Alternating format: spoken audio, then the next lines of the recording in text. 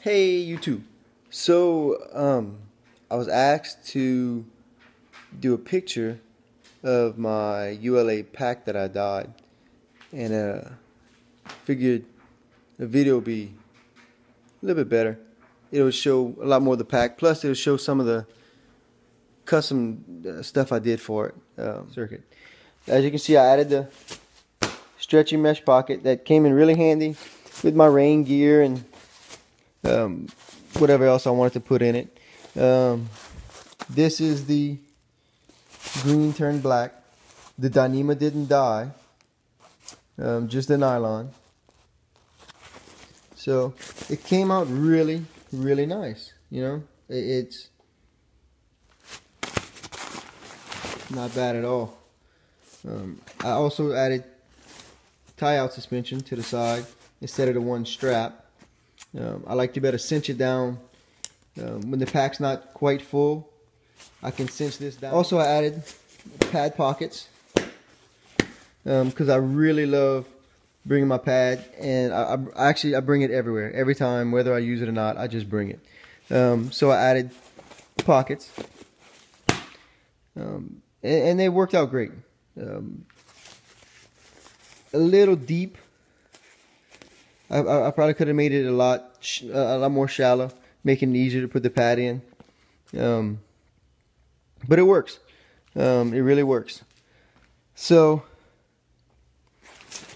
this is my circuit, and this is what I've done to it. I like it. I also took the aluminum stay out the back right here, because the pad, I feel, gives it enough stability to work out really great. So there you go. I also have a few tips on when dyeing this pack. Okay, to get this black, okay, you really want to make sure your heat is between 150 and 180 degrees, 140, 180 degrees. Also, it recommends on the right packet.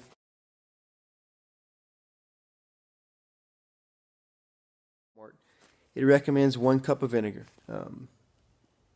That is for the acid for the nylon dye inside of the container, because it's made to do cotton and nylon. The reason the Dyneema didn't dye is because it doesn't have that type of dye within the right package. So it will just dye that. Now it also will do that.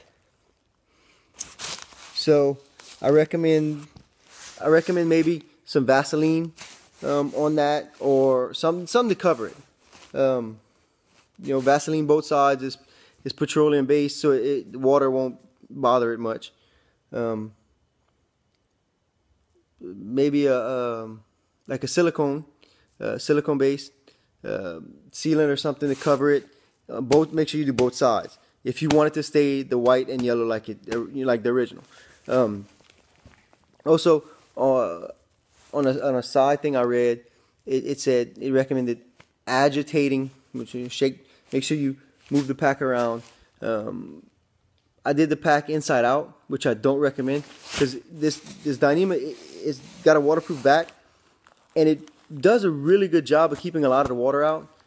So it took a lot longer, and I had to keep opening the pack. Make sure you wear rubber gloves, as you'll see in my video. Let's see. Oh, it also recommended not adding. It recommended adding the dye to the water, then adding the pack. You know, stirring the water good, then adding the pack, then letting it, stirring and letting it agitate for 5 minutes, then adding the vinegar, the 1 cup of vinegar. That way, all the dye is saturated throughout the pack, and you won't get spots. The temperature is the most important. Below 140 degrees, the dye won't take real well, and you'll notice it. once you hit above 40 degrees, 150 degrees on your stovetop, it'll die. Now, one other thing, the plastic, the yellow plastic on your buckles. As soon as you take the pack out of the water, it recommends not letting the pack cool before you run it through the water. And I just did it in my sink. I have a stainless steel sink. If you have a porcelain sink, do not do it in your porcelain sink. It will ruin your porcelain sink. But it recommends that you let the pack cool before you rinse it out. When you pull it out the water, wipe off your buckles. I did. If you don't, you'll notice they have a little black residue. If that dries, I don't know if you better get it off. I don't know. But it recommends wiping down your buckles, and I did.